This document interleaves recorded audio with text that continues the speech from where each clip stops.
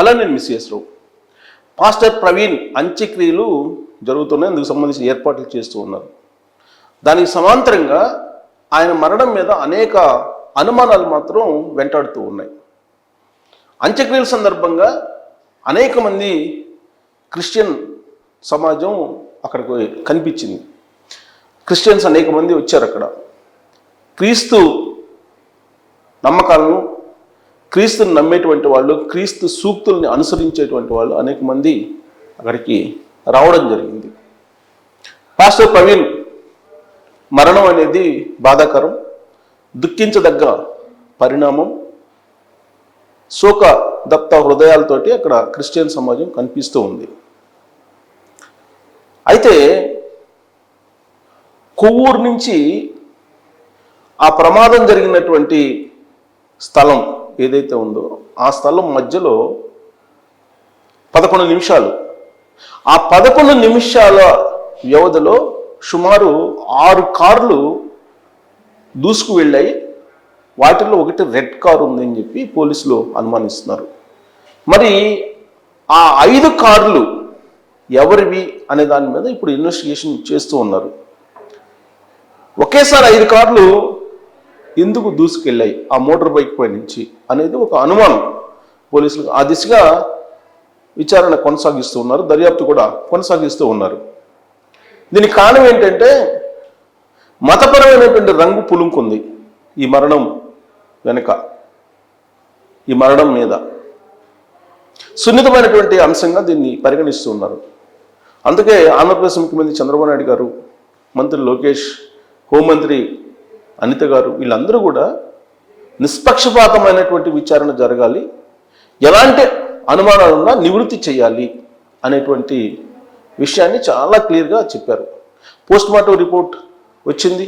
ఆ post mortem రిపోర్ట్లో కొన్ని అనుమానాలు ఉన్నాయి. అవి ఫోరెన్సిక్ ల్యాబ్కి పంపించారు. ఫోరెన్సిక్ ల్యాబ్ నుంచి అవి పూర్తి స్థాయిలో విశ్లేషణ చేసి వస్తుంది.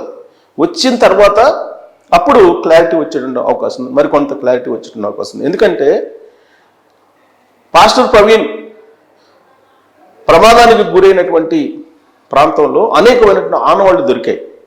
అక్కడ 2 కట్టెలు ఉన్నాయి, కర్రలు. ఆ కర్రల మీద బ్లడ్ ఉంది, రక్తం మరకలు ఉన్నాయి. అలాగే మోటార్ బైక్కి ఎక్కడ కూడా డ్యామేజ్ జరగలేదు. కొన్ని స్క్రాచెస్ చిన్నవి పడ్డాయి తప్పితే పెద్దగా ఎక్కడ కూడా డ్యామేజ్ జరగలేదు.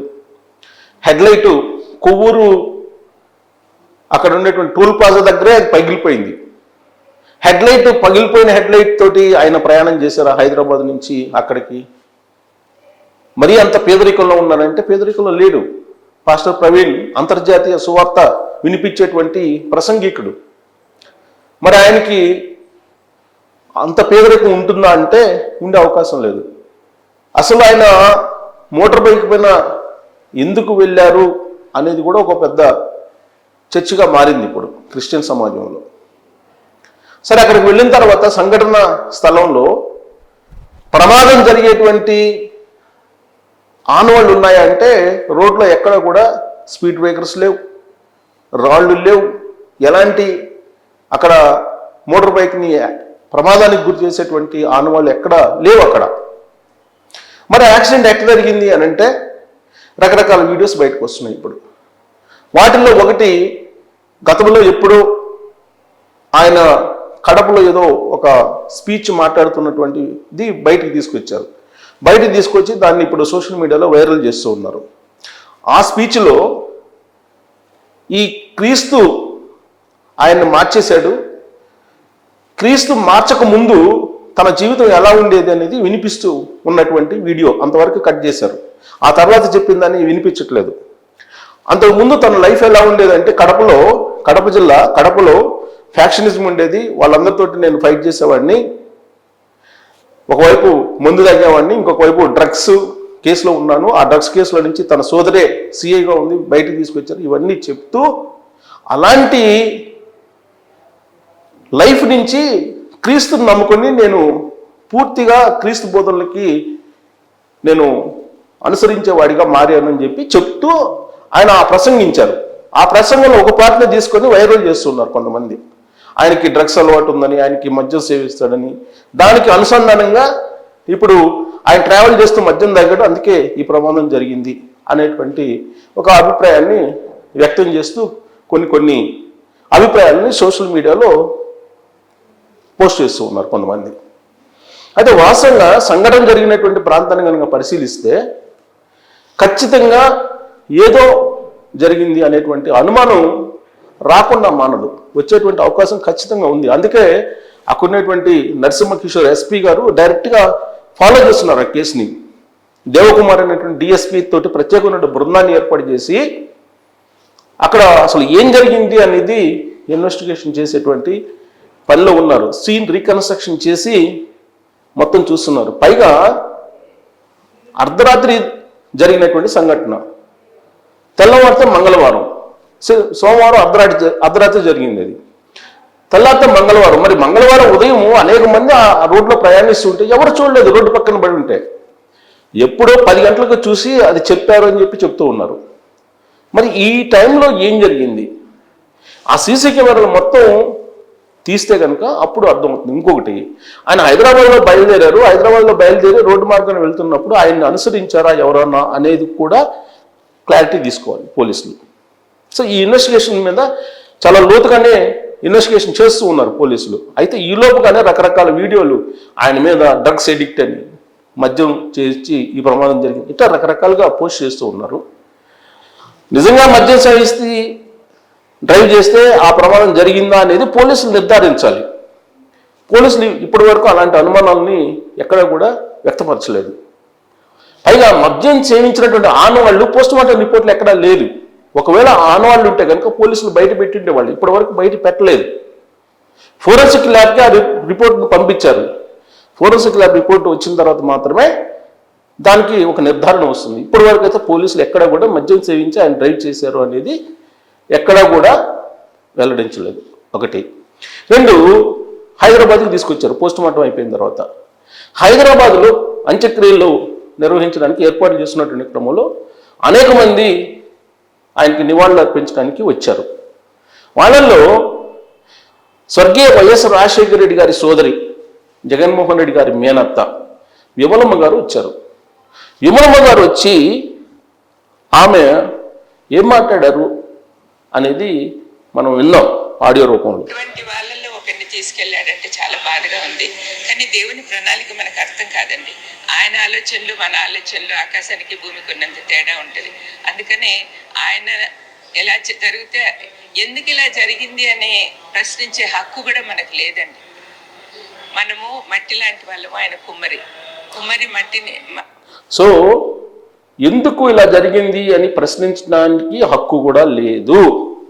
ఇదంతా దేవుడి ప్రణాళిక. మనం మట్టి లాంటి వాళ్ళం, దేవుడు కుమ్మరి, కాబట్టి ఈ చావుని మీరెవరు ప్రశ్నించవద్దు అని చెప్తూ ఉన్నారు. ఇంకా ఆమె ఏమన్నారు విన్నాం. రిక్వైర్డ్ ఏమేమి అవసరం ఉన్నాయో అవన్నీ కూడా చెయ్యాలి ఇన్వెస్టిగేషన్స్. నిజంగా ఎవరైనా తప్పు చేస్తుంటే వాళ్ళని కనుక్కొని వాళ్ళని శిక్షించాల్సిన బాధ్యత ప్రభుత్వం మీద. ఇప్పటి వరకు అది సో ఏదన్నా ఉంటే అది ప్రభుత్వం మీద ఉంది, ప్రభుత్వం చూసుకోవాలి అని చెప్తున్నారు. అట్ ద సేమ్ టైం ఏం చెప్తున్నారు, అలాంటి ఆలోచనలు పెట్టుకోకుండా బైబిల్ ఉన్నది ఉన్నట్టు బోధించే వాళ్ళు తయారు కావాలని ప్రభు నామంలో నేను అందరినీ కోరుతున్నాను. సో అది ఆవిడ చెప్పింది. సో యాక్చువల్గా చేస్తే ఆయన కనుగుడ్డులో పొడిచినట్లు ఆయన అట్లా ఫీల్ అవుతాడు. అసలు తనతో జస్టిస్ చేసేదానికి మా దేవుడు ఉన్నాడమ్మా. దేవుడు తప్పనిసరిగా జస్టిస్ చేస్తాడు. తన బిడ్డల్ని ఎవరైనా హామ్ చేస్తే ఆయన కనుగుడ్డులో పొడిచినట్లు ఆయన అట్లా ఫీల్ అవుతాడు. కాబట్టి జస్టిస్ తప్పనిసరిగా జరుగుతుంది.